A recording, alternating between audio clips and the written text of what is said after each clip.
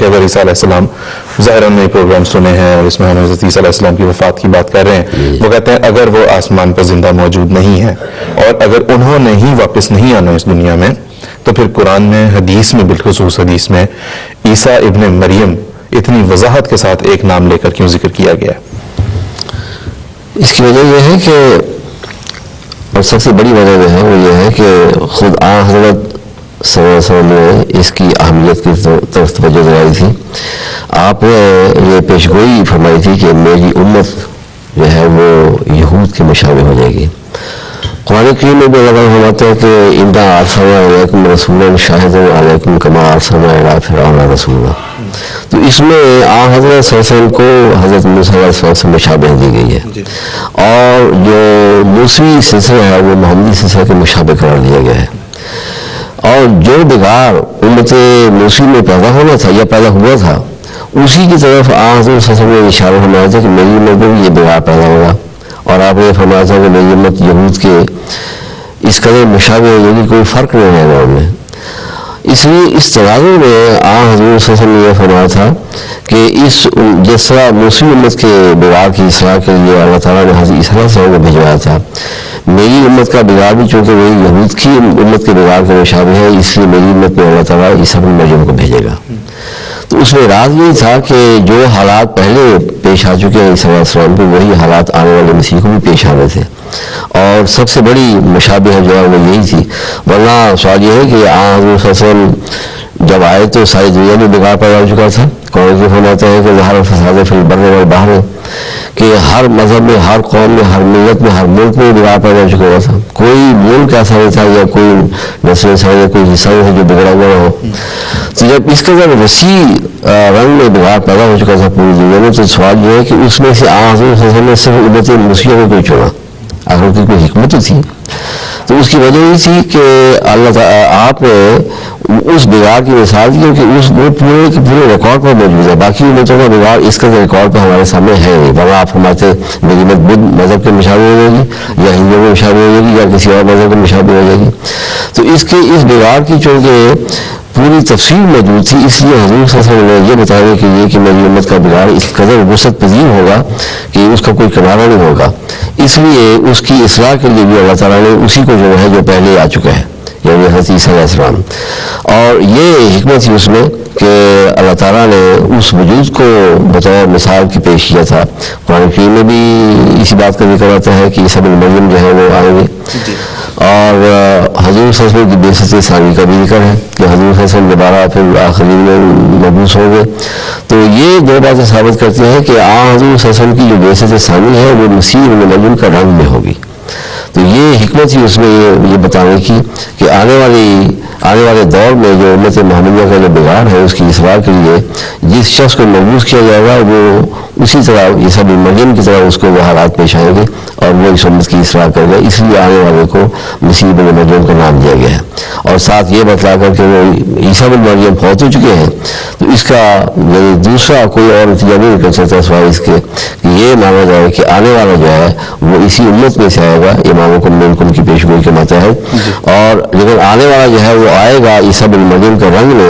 اس کی یعنی مماثلت جو ہے وہ مماثلت تامہ اس کے ساتھ ہوگی، وہ اس کے ساتھ مشابہ ہوگا. جو حالات پہلے مسیح کو پیش آئے آنے والے مسیح کو بھی پیش آئیں گے، جو مخالفت پہلے مسیح کو پیش آئی آنے والے مسیح کو بھی پیش آئے گی. جو سلوک یہودیوں نے پہلے مسیح سے کیا وہی سلوک آنے والے زمانے کے جو مسلمان ہیں وہ اپنے امت کے مسیح سے کریں گے. تو یہ حکمت ہے یہ نام اختیار کرنے کی.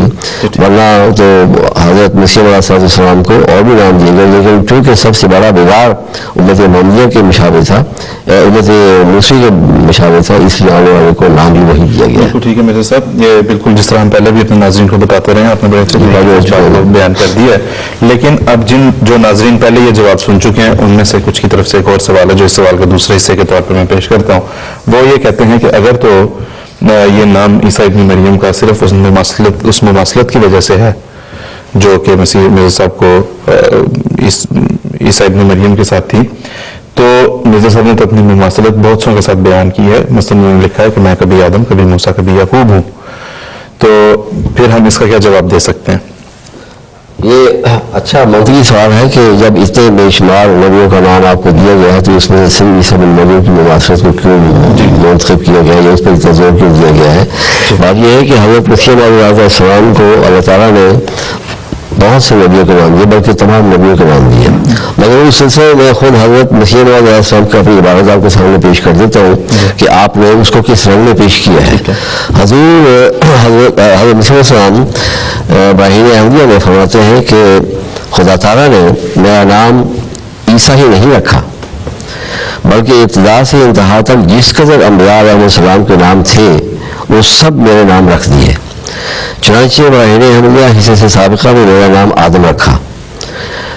پھر میں پوری بات چھوڑ دیتا ہوں، میرا نام پڑھتے جاتا ہوں۔ میرا نام نوح بھی رکھا، میرا نام ابراہیم بھی رکھا گیا، میرا نام یوسف بھی رکھا گیا، اور ایسا ہی میرا نام موسیٰ رکھا گیا۔ اسی طرح میرا نام داؤد بھی رکھا، ایسا ہی میرا نام سلیمان بھی رکھا، ایسا ہی میرا نام احمد اور محمد بھی رکھا، مگر اس کی تشریح فرمائی کہ یہ سب کیونکہ ہمارے پاس تھوڑا وقت ہے ابھی، تو بے شک آپ جو ہے مسیح علیہ السلام کے الفاظ ہیں وہ اگر ہمیں سنائی دیں۔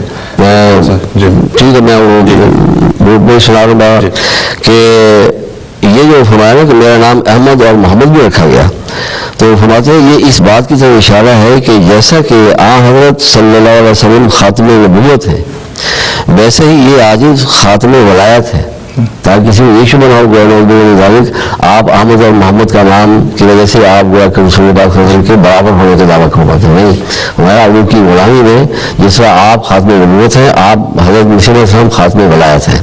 اور ایک آپ نے یہ بھی فرمایا ہے کہ جس سلسلہ نبوت کے آخری نبی یعنی حضرت صلی اللہ علیہ وسلم جو ہے وہ خاتم الانبیاء ہے، اور میں آپ کی امت میں آپ کے خلیفہ کی حیثیت میں خاتم الخلفاء ہوں۔ تو یہ بھی آپ نے فرمایا جگہ۔ اور پھر فرماتے ہیں کہ بعد اس کے میری نسبت براہین احمدیہ کے حصے سے سابقہ میں یہ بھی فرمایا جری اللہ فی حول الانبیاء، یعنی رسول خدا تمام نبیوں کے پیرایوں میں۔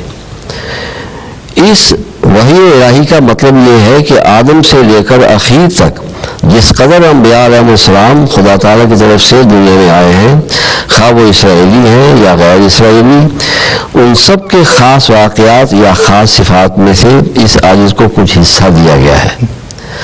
تو اس میں حضرت مسیح علیہ السلام نے جو مضمون بیان فرمایا ہے وہ یہ ہے کہ چونکہ حضرت صلی اللہ علیہ وسلم خاتم نبوت ہیں، خاتم الانبیاء ہیں، یعنی تمام نبیوں کے اندر جس قدر بھی کمالات تھے ان میں وہ کمالات انڈیویجولی یعنی انفرادی طور پر پائے جاتے تھے، مگر حضور صلی اللہ علیہ وسلم میں وہ سارے کے سارے کمالات جو ہیں وہ اپنے پورے کمال کے ساتھ جمع کیے گئے ہیں۔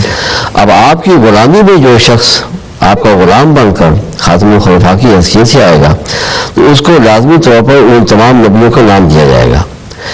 پھر اس کے علاوہ ایک اور پہلو یہ بھی ہے، میں وہ حوالے تو نہیں اس وقت سامنے رکھے ہوئے پیش کرنے کا وقت ہے، کہ مختلف مذاہب میں ان کے صحیفوں میں یہ باتیں یہ پیشگوئی طور پر موجود ہیں کہ مثلا بدھ کے مطابق یہ پیشگوئی ہے کہ بدھ دوبارہ آئیں گے، بلکہ وہ یہ بھی کہتے ہیں کہ پہلے بھی کئی بدھ آ چکے ہیں لیکن آخری زمانے میں ایک مائتریہ بدھ آئے گا۔ اس طرح ہندوؤں کے صحیفوں میں یہ پیشگوئیاں ہیں کہ ایک آنے والے زمانے آخری زمانے میں ایک کرشن بھی آئے گا اور اس کا ذکر بھی موجود ہے، اور حضرت مسیح علیہ السلام کو کرشن کا نام بھی دیا گیا۔ تو وہ وہاں وہ حوالہ میں آپ کے سامنے پڑھتا ہوں۔ حضور فرماتے ہیں کہ میں ان گناہوں کے دور کرنے کے لیے جن سے زمین پر ہو گئی ہے، جیسا کہ مسیح ابن مریم کے رنگ میں ہوں ایسا ہی راجا کرشن کے رنگ میں بھی ہوں۔ فرماتے ہیں یہ میرے خیال اور قیاس سے نہیں بلکہ وہ خدا جو زمین و آسمان کا خدا ہے۔ اب یہ دیکھیے اتنی بڑی تحدید ہے، کسی عام آدمی کی یہ مجال کہ اس قسم کے الفاظ استعمال کر سکے۔ فرماتے ہیں کہ وہ خدا جو زمین و آسمان کا خدا ہے اس نے میرے پر ظاہر کیا ہے، اور نہ ایک دفعہ بلکہ کئی دفعہ مجھے بتایا ہے کہ تو ہندوؤں کے لیے کرشن اور مسلمانوں اور عیسائیوں کے لیے مسیح موعود ہے۔ تو اس سے آپ کو یہ اندازہ ہو گیا ہوگا کہ وہ حضرت مسیح علیہ السلام کو یعنی سب نبیوں کے نام دیے گئے ہیں، لیکن سب سے زیادہ زور جو مسیح موعود ہونے پر ہے وہ اس وجہ سے ہے کہ دنیا کی جو دو بڑی بڑی قومیں ہیں مسیح موعود یہ جو ہے یعنی عیسائی اور مسلمان، یہ مسیح موعود کے انتظار میں تھے۔ پھر اگر غور کیا جائے تو یہودی بھی مسیح کے انتظار میں ہیں، اور وہ کہتے ہیں ابھی تک نہیں آیا. جب آیا تو انہوں نے مانا نہیں. لیکن اس سے یہ تو معلوم ہوگا کہ 3 قومیں تو بہرحال ہیں، یہودی اور مسلمان اور عیسائی، جو ایک آنے والے مسیح کے انتظار میں ہیں. تو باوجود اس کے کہ تمام نبیوں کے آپ کو نام دیے گئے ہیں، اس میں سے مسیح موعود ہونے پر جو ہے وہ اس وجہ سے، ایک تو یہ ہے کہ بگاڑ بڑا خطرناک تھا جس کی اصلاح کے لیے اللہ تعالیٰ نے آپ کو بھیجا. اور دوسرے جو قومیں ہیں بڑی بڑی، وہ آنے والے ان کے زمانے میں ایک مسیح کے انتظار میں ہے، اس لیے اس مماثلت پر زیادہ زور ہے تاکہ مشن بھی واقعی مشن کی بھی مماثلت ہے عیسیٰ علیہ السلام. مشن بھی، یعنی جو آپ کا مقصد ہے، جو بیسک کا مقصد ہے، وہ بھی ایسا ہی ہے. ایک حوالہ میں آپ کے سامنے اور پیش کرتا ہوں. جب آپ کو اللہ تعالیٰ نے بتایا تھا کہ جماعت کو قائم کرو، تو وہ حضور کے الفاظ میں پیش کرتا ہوں کہ اس میں، یعنی اللہ تعالیٰ نے اس سلسلہ کے قائم کرنے کے وقت مجھے فرمایا کہ زمین میں طوفان ضلالت برپا ہے، تو اس طوفان کے وقت میں یہ کشتی تیار کر. جو شخص اس کشتی میں سوار ہوگا وہ غرق ہونے سے نجات پا جائے گا، اور جو انکار میں رہے گا اس کے لیے موت درپیش ہے. اب دیکھیں مسلمانوں کی شفقت دیکھیں. یہ نہیں فرمایا کہ جو سوار نہیں ہوگا وہ غرق ہو جائے گا، فرماتے ہیں کہ اس کے لیے موت درپیش ہے، یعنی کہ غرق ہونے کا امکان ہے. پھر فرماتے ہیں کہ اور فرمایا کہ جو شخص تیرے ہاتھ میں ہاتھ دے گا اس نے تیرے ہاتھ میں نہیں بلکہ خدا کے ہاتھ میں ہاتھ دیا. اور اس خداوند نے مجھے بشارت دی. یہ ہے وہ اہم فکرہ آگے جو آ رہا ہے کہ جو جماعت قائم کرنے کا جو ارشاد ہوا ہے، تو اس کے آگے جو اللہ تعالیٰ نے آپ کو مقام دیا ہے وہ مسیح موعود کا ہے. اللہ تعالیٰ نے فرمایا کہ میں تجھے وفات دوں گا، یہ وہی متوفی کا الفاظ، اور اپنی طرف اٹھاؤں گا یہ ہم سوالوں کو، مگر تیرے سچے متبعین اور محبین قیامت کے دن تک رہیں گے اور ہمیشہ منکرین پر انہیں غلبہ رہے گا. تو یہ وہی الفاظ ہیں جو حضرت عیسیٰ علیہ السلام کو مخاطب ہو کے اللہ تعالیٰ فرمائے تھے، انی متوفی کا و رافع کا نہیں ہے.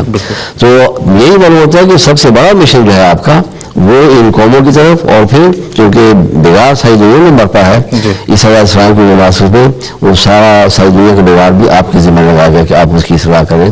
تو یہ وجہ ہے کہ تمام نبیوں کا نام دینے کے باوجود جو مماثلت ہے ان مسیح سے، اس پر زیادہ زور دیا گیا ہے.